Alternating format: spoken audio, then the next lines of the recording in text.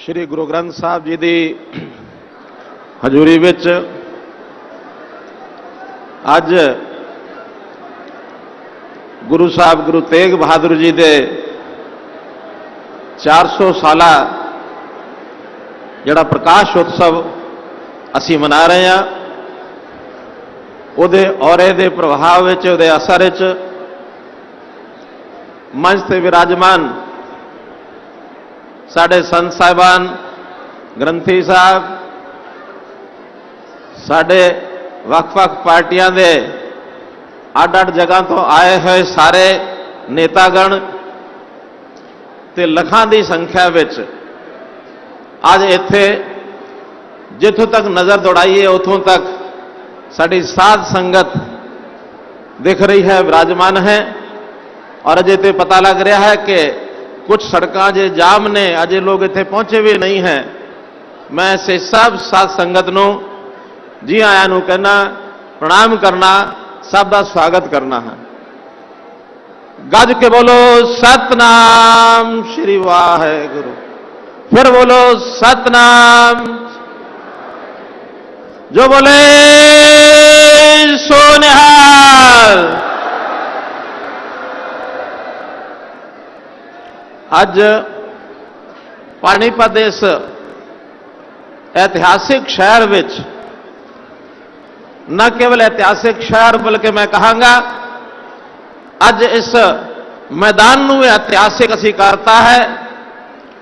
मैं अपनी गल करन तो पहला एक गल तुहाडे नाल साझा करना चाहना हाँ कि क्यों ना इस मैदान का नाम असी गुरु साहब गुरु तेग बहादुर जी के नाम से रख दईए कि यह मैदान श्री गुरु तेग बहादुर जी का एक स्मारक स्थल इस तरह कहलावेगा।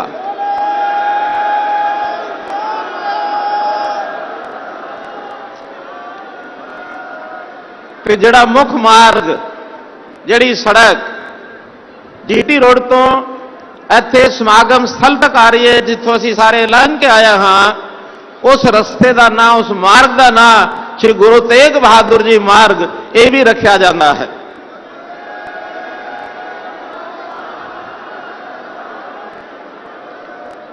पानीपत एक ऐतिहासिक स्थान है। अज का दिहाड़ा भी असीं कह सकते हैं कि ऐतिहासिक दिहाड़ा हो गया है। पानीपत ये वो शहर है जिथे प्रथम पातशाही गुरु नानक देव जी 1507 तो लैके 1515 तक दो बारी इत्थे, पहली और दूसरी उदासी वेले उन्हों का इत्थे आगमन होया ते उन्हों के आगमन के कारण ही इत्थों की साध संगत ने इत्थे पहली पातशाही गुरुद्वारा यह भी स्थापित किया है। इस करके ये स्थान अपने आप में ऐतिहासिक है। असीं जानते हैं कि देश की उस वेले गुलामी की जिहड़ी अवस्था सीगी, उस गुलामी तो दूर करने वास्ते, देश को आज़ाद करने वास्ते बहुत सारिया लड़ाइयां हुईयां। और एक लड़ाई सन 1761 पानीपत का जिहड़ा तीसरा युद्ध किया जाता है, जिहड़ा मराठियां ते मुगलों दे विच होया सी। कुछ लोग कहते कि मुगलों की हार, मराठियां की हार हुई, लेकिन मैं कहना कि उस लड़ाई दे विच मराठियां का बहुत बड़ा योगदान यह सी कि मुगलों को इत्थे रोक लिया गया और अगे देश दे विच जिहड़ा उन्हां दा आक्रमण हमला जारी सी, उसनूं रोकण दा काम अगर किसी ने किया तो वो मराठियां ने किया सी। इस करके अज जिहड़ा ये स्थान है, ये स्थान भी ऐतिहासिक है, ये दिन भी ऐतिहासिक है।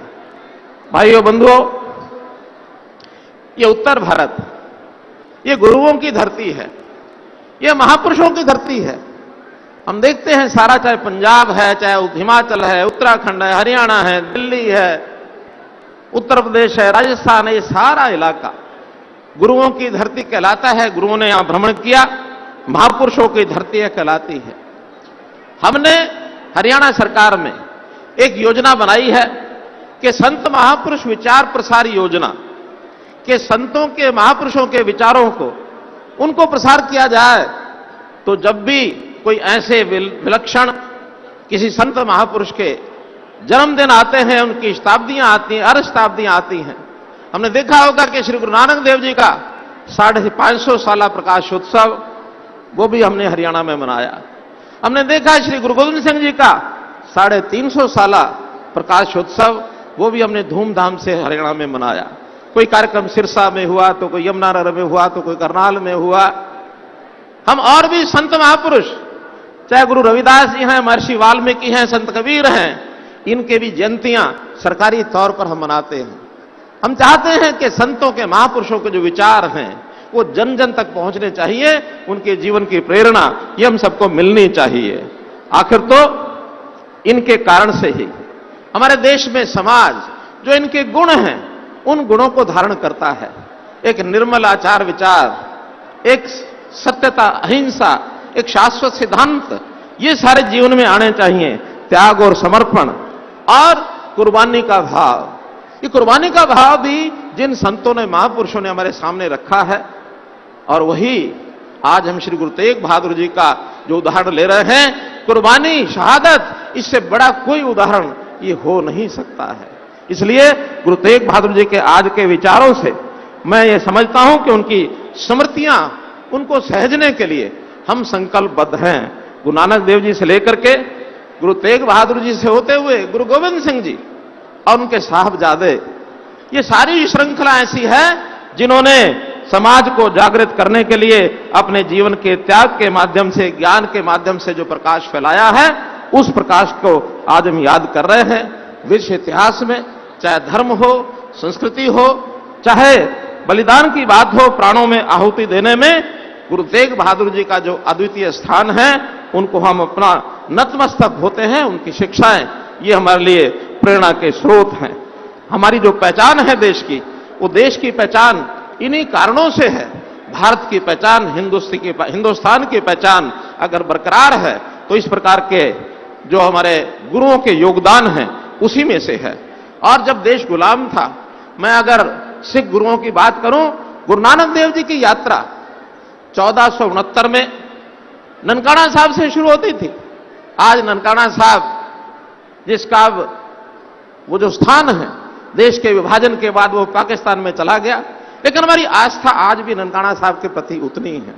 और फिर वो यात्रा बढ़ते बढ़ते और 10वें पातशाही गुरु गोविंद सिंह जी का जब वो यात्रा पूरी की उन्होंने, और वो नांदेड़ में 9 अक्टूबर 1708 को ये 10वें पातशाही की यात्रा यहां पूरी होती है।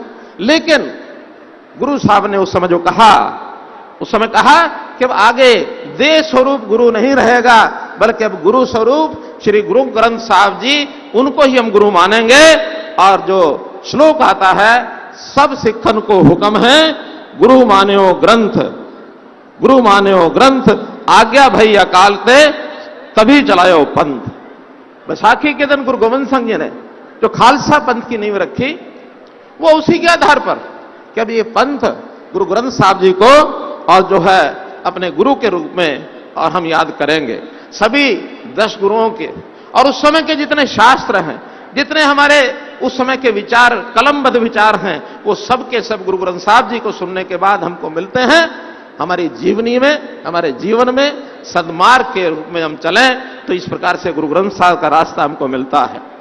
गुरु गोविंद सिंह जी ने आगे जो काम किया, आखिरी अत्याचार उस समय समाप्त नहीं हुए थे, तो उन्होंने योद्धाओं को, योद्धा तैयार किए और उन योद्धाओं को अपनी जो कृपाण है, उस कृपाण का कमान वो अपने योद्धाओं को दिया। और नांदेड़ में तपस्वी बैठे बाबा बंदा सिंह बहादुर, जो माधोदास बैरागी के नाम से उस समय तपस्या कर रहे थे, बंदा सिंह बहादुर को कहा कि अब मुझे तो आखिर शरीर की एक आयु के नाते से उतना ज्यादा आगे नहीं बढ़ सकता, लेकिन ये कमान संभालो, 5 तीर लो और उत्तर भारत में जो अत्याचार हो रहे हैं उनको जाके समाप्त करो। ये औरंगजेब के अत्याचार ये बहुत लंबे समय तक चले।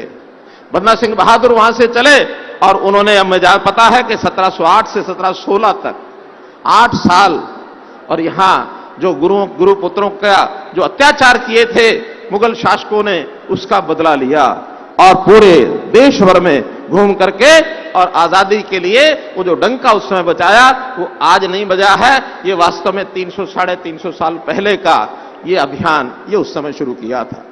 ये ठीक है कि देश के आजाद होने से पहले मुगलों के बाद अंग्रेजी हुकूमत हम पर राज करने आ गई, लेकिन ये डंका उस समय बज चुका था। और बहुत हमारे क्रांतिकारी वीरों ने, अपने समाज के भी सैकड़ों हजारों लाखों शहीदों ने काम वो आगे बढ़ाते हुए और आखिर देश को आजाद किया। 1947 में देश आजाद हो गया।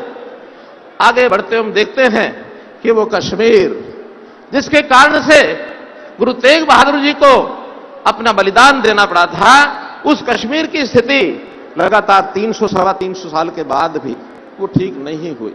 और हम देख रहे हैं कि वहां के कश्मीरी पंडितों के ऊपर अत्याचार अभी भी होते रहे हैं। ये तो उजागर किया अभी हमारे जो कश्मीर फाइल्स फिल्म जो देखी हमने, उसके अंदर उन सब अत्याचारों का वर्णन है।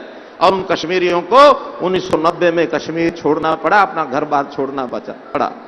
वहां के जो कानून थे, उन कानूनों में एक 370 का जो धारा थी, उसको समाप्त करने की आवाज जब उस समय से उठ रही है, श्यामा प्रसाद मुखर्जी ने आवाज उठाई कि एक प्रधान, एक निशान और एक विधान, ये लागू होना चाहिए, जो अभी तक लागू नहीं था कश्मीर में। कश्मीर हमारे से अलग बनी रही, लेकिन मैं आभारी हूं, मैं धन्यवाद करता हूं देश के वर्तमान प्रधानमंत्री श्री नरेंद्र मोदी जी का, कि जिनके सदप्रयत्नों से बिना किसी नुकसान के, बिना किसी बहुत बड़े विरोध के और 370 धारा को समाप्त कर दिया। मैं आज मानता हूं कि कश्मीर, जिसकी आवाज कश्मीरी हिंदियों ने गुरु तेग बहादुर जी के सामने उठाई थी, वो जब बात उस समय शुरू हुई थी, आज निश्चित रूप से कश्मीर भारत का अभिन्न अंग बनेगा और वहां के हिंदुओं की किसी प्रकार की जो दुविधा है वो समाप्त होगी। और निश्चित रूप से ये काम जो पूरा होगा, इस नाते से हम लोग आगे बढ़ रहे हैं।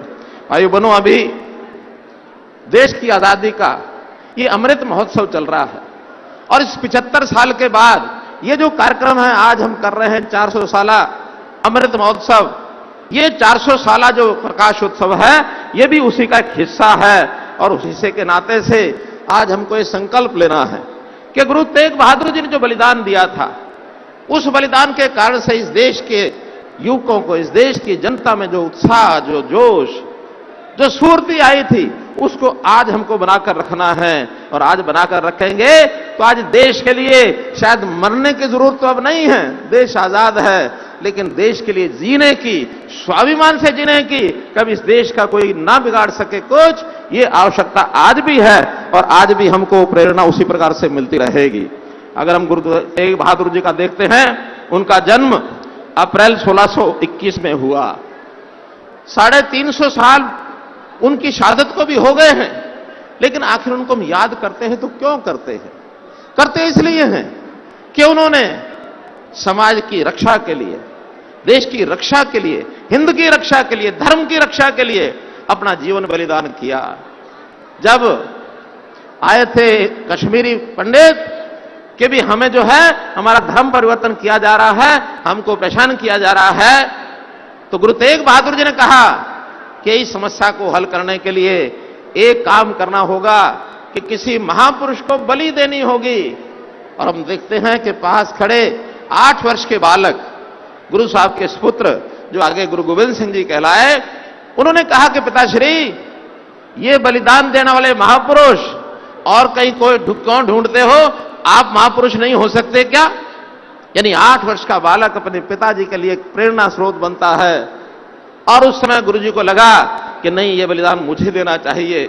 उनका बलिदान हुआ और उस बलिदान में हम देखते हैं कि जिस लाल किला से उस समय के अत्याचारी शासक ने और ये हुक्म सुनाया था कि गुरु तेग बहादुर जी अगर धर्म नहीं बदलते हैं तो उनका शीश धड़ से अलग कर दिया जाए, जहां उन्होंने धर्म के खातिर शीश कटाया, वही लाल किले पर आज के शासक ने, श्री नरेंद्र मोदी जी ने अभी 2 दिन पहले उनकी स्मृति में अपना शीश झुकाया है, अपना शीश नवाया है। यह है शासकों का अंतर। आखिर देश गुलामी में आजाद भले हम हो गए, लेकिन एक दुर्भाग्य हमारा यह रहा कि बहुत वर्षों तक अपने देश का जो सही इतिहास है वो लोगों को बताया नहीं गया। देश के अंदर इतिहास में अगर देखें तो कहीं भी खलनायक भी होते हैं, नायक भी होते हैं। देश के इतिहासकारों ने दुर्भाग्य से खलनायकों को नायक बना के आगे चलाया, नायकों को भुला दिया गया। लेकिन अब समय आ गया है अब नायक नायक होंगे। गुरु तेग बहादुर जी, गुरु गोविंद सिंह जी, उनके वीर बालक, वीर पुत्र बालक, शहीद, उनको नायक के रूप में दुनिया याद करेगी। और खलनायक औरंगजेब को आज भी खलनायक के रूप में अब याद करेंगे। जैसे त्रेता युग में प्रभु रामचंद्र जी एक नायक हुए, रावण एक खलनायक हुए, गुरु तेग बहादुर जी एक नायक हुए और औरंगजेब एक खलनायक हुए। दुनिया याद दोनों को रखेगी। तो मित्रों, भाइयों बहनों, ये जो शहादत हुई थी गुरु तेग बहादुर जी की, उनकी अकेले की शहादत नहीं हुई। उनके साथ जो उनके शिष्य, हमें पता है भाई मतीदास जी, उनको जिंदा आरे से चिनवा दिया गया था। उनके शरीर के 2 भाग कर दिए गए थे। इसी प्रकार भाई दयाला जी का, उनको कढ़ाई में उबलते पानी में डाल करके तड़पा तड़पा करके और उनको शहीद किया गया। अगर हम भाई सतीदास जी की बात करते हैं तो रुई के बोरे में उनको डाल करके उस बोरे को आग लगा दी जाती है। यानी किस प्रकार के अत्याचार वहां हुआ, उस समय हुए होंगे, ये इतिहास हमको याद रखना होगा। और इस इतिहास में से ही प्रेरणा लेनी होगी कि अपने संस्कृति, अपने धर्म, अपने समाज, उन शाश्वत सिद्धांतों से के साथ कोई समझौता हमको नहीं करना, जिसका रास्ता हमको गुरुओं ने, गुरुपुत्रों ने सबको दिखाया है। हमें पता है कि गुरु तेग बहादुर जी का स्थान हरियाणा में भी बहुत ऐसे स्थान हैं जिनके ऊपर उनका भ्रमण हुआ। कई यात्राएं हुई हैं, 6 यात्राएं उनकी हुई हैं, जो हरियाणा और पंजाब के क्षेत्र में एक स्थान से दूसरे स्थान पर वो आते रहे। और तो और उनके शीश की अंतिम यात्रा यह भी हरियाणा में से होकर के निकली है। जब शीशगंज गुरुद्वारा पर उनका जो सिर धड़ से अलग किया, तो संगतों ने यह कहा कि शीश इनका मुगलों की सेना के हाथ नहीं लगना चाहिए, और शीश को लेकर के और वो आनंदपुर साहब के लिए चल पड़े। अब ये रास्ते में जो घटना होती है, जो हरियाणा के लिए बहुत एक ऐसी प्रेरणा देने वाली घटना है, खून खौलाने वाली भी घटना है वैसे तो, कि शीश को लेकर के जब भाई जातो जीतो, भाई जैतो जी जब लेकर चल रहे थे, तो रास्ते में सोनीपत जिले में एक गांव आता है, और वहां उन गांव के लोगों को पता लगता है कि गुरु साहब के शीश के पीछे मुगल सेना लगी हुई है। तो वहां एक व्यक्ति खुशहाल सिंह, खुशहाल का चेहरा मोहरा गुरु तेग बहादुर जी के चेहरे मोहरे से मिलता था। उन्होंने तुरंत आगे बढ़कर के अपने आप को कहा कि आप मेरा शीश काट करके और मुगल सेना को दे दो, ताकि वो भ्रमित हो जाए और गुरु साहब का शीश सुरक्षित आनंदपुर साहब लेकर के जाना चाहिए। उस गांव का नाम आज भी बड़ खालसा है। बड़ खालसा स्थान पर आज खुशहाल सिंह जी की स्मृति में उनका एक स्टैचू भी बना है, एक गुरुद्वारा भी बना है, एक सभागार बना है, एक वहां पर उनको दिखाने के लिए, और वहां एक म्यूजियम भी बना हुआ है। तो इस नाते से हरियाणा में लगभग इन यात्राओं के माध्यम से जहां जहां गुरु साहब गए, सबसे पहले आनंदपुर साहब से उन्होंने अपना मुख्यालय जींद जिले में धमतान साहब में बनाया। धमतान साहब से वो यात्राएं उनकी शुरू होती हैं। वो कैथल में आते हैं, आसपास गांव में जाते हैं, कुरुक्षेत्र में आते हैं, लाडवा में आते हैं, जगाधरी में जाते हैं, बुढ़िया में जाते हैं, सढोरा में जाते हैं, लोहगढ़ साहब जाते हैं।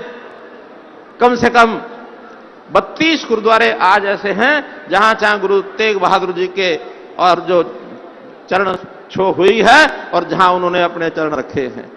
तो ऐसे स्थानों पर आज भी उनके प्रति श्रद्धा के भाव से लोग देखते हैं। सारे देश भर में वो बहुत बार घूमे हैं, घूमते हुए जहां जहां गए हैं वहां वहां जो है उनके बारे में और लोगों ने मंदिर बनाए हैं, और उस नाते से ये सब किया है। भाइयों बहनों, हम सब इस बात को आज इसलिए याद कर रहे हैं कि इतना लाखों का समागम यहां आज हुआ है। उसका हेतु एक ही है कि जो प्रेरणा गुरुओं के जीवन से हमको मिली है, जिस लौ को मिटाने के लिए औरंगजेब जैसे शासक ने भरपूर प्रयत्न किया, वो लौ आज भी हमारे युवकों के मन में, हमारी जनता के मन में धधक रही है। देशभक्ति की लौ, धर्म की लौ, सामाजिक प्रेम की लौ, मानवता की लौ, भाईचारे की लौ, इसको हमको जगाए रखना है। और कभी भी कोई इस प्रकार का कोई शासक आए, कोई और अपने आप को कोई लीडर कहे कि जो देश के समाज के हित में बात न करे, उसको समझाना है, उसको बताना है कि देश हित के अंदर नहीं है। तो इस नाते से हम लोगों का जो दायित्व है, उस नाते से हम आगे बढ़े और निश्चित रूप से मानवता के इस सूरज गुरु तेग बहादुर जी का जो 400 पर्व है जो मना रहे हैं, इस अवसर पर हम गुरु जी के चरणों में अपना शीश नवाते हैं, हम अपना शीश नवाते हैं। आज मैं ये भी घोषणा करना चाहता हूं, वैसे तो सरकार की ओर से हमने पिछले वर्षों में अनेकों नाम गुरुजनों के, जो हमारे सिख गुरु हैं, उनके नाम से कितने ही प्रोजेक्ट, कितनी सड़कें, कितने ही कार्यक्रम हमने चलाए हैं। सबका उल्लेख बड़ा लंबा हो जाएगा, लेकिन जैसे 2 बातें मैंने पहले कही हैं और 2 बातें मैं आज कहना चाहता हूं। एक तो अभी हमने कुछ मेडिकल कॉलेजेस की घोषणा की है, नए मेडिकल कॉलेज बनाएंगे। तो हमने तय किया है कि यमुनानगर में पांजुपुर गांव के अंदर लगभग 60 एकड़ जमीन वो गांव के लोगों ने दी है, वहां मेडिकल कॉलेज बनेगा। उस मेडिकल कॉलेज का नाम भी श्री गुरु तेग बहादुर मेडिकल कॉलेज हम रखेंगे।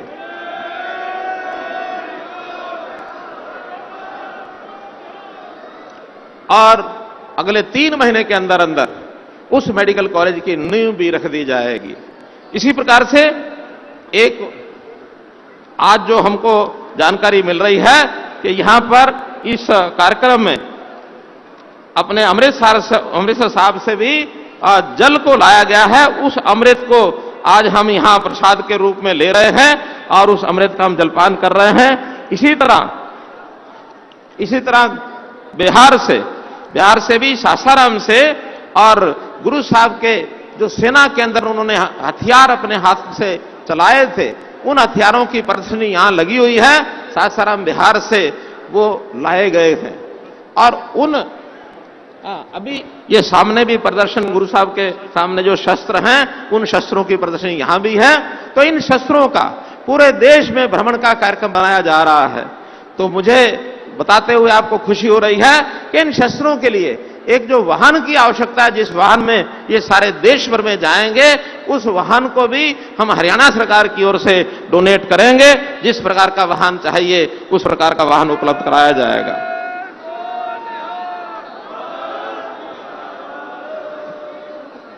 मानवता के सूरज को हम सब शीश नवाएं। जिन्होंने शीश कटाया हिंदी खातिर, जिन्होंने शीश कटाया हिंदी खातिर, मैं उन्होंने शीश नवावा, मैं उन्होंने शीश नवावा। वाहिगुरु जी का खालसा, वाहिगुरु जी की फतेह।